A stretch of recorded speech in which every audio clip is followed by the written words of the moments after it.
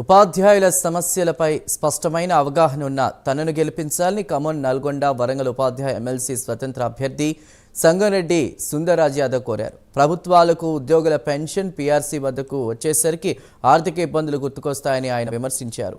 317 GO వల్ల చాలా మంది ఇబ్బంది పడ్డారని, దీనిని మార్చుకోవాల్సిన అవసరం ఉందని అన్నారు.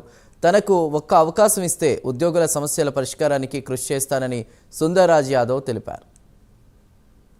మన కష్టాలు తెలిసిన వాళ్ళు ఆ కౌన్సిల్ ఉంటే మనకై పోరాడడానికి వాళ్ళ ధైర్యం ఉంటుంది, వాళ్ళు చేస్తారు కూడా.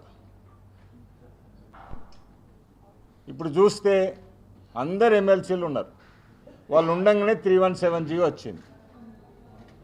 కొందరికి లాభం కావచ్చు, కానీ మెజారిటీ వాళ్ళకి ఇబ్బందులు జరుగుతున్నాయి. దాన్ని మోడిఫికేషన్కి మనం ప్రయత్నం చేయాలి, వీలైతే రద్దు చేయడానికి ప్రయత్నం చేయాలి. ఏ పాలసీస్ వచ్చినా గత పాలసీ కంటే ఈ పాలసీ మెరుగైనగా ఉండాలి. అప్పుడే ఏ ఎంప్లాయ్ అయినా హ్యాపీగా ఫీల్ అవుతారు. ఎటొచ్చి లాస్ట్కి వస్తే బడ్జెట్ ప్రాబ్లం అంటారు. ఈ బడ్జెట్ ప్రాబ్లం ఏంటి సార్? మీరు 1000 కోట్ల ప్రాజెక్టును 1500 కోట్లు చేసినప్పుడు ప్రాజెక్టులో ఆ బడ్జెట్ ప్రాబ్లం రాదు. 40,000 కోట్ల ప్రాజెక్టును 80,000 చేసినప్పుడు బడ్జెట్ ప్రాబ్లం రాదు.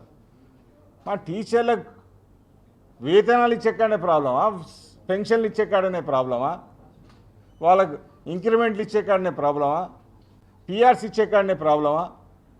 ఇవన్నీ ఆలోచించాలి. ఇవాళ టీచర్ లేని అసెంబ్లీ పార్లమెంట్లో ఎమ్మెల్యేలు ఎంపీలు కాగలుగుతారా?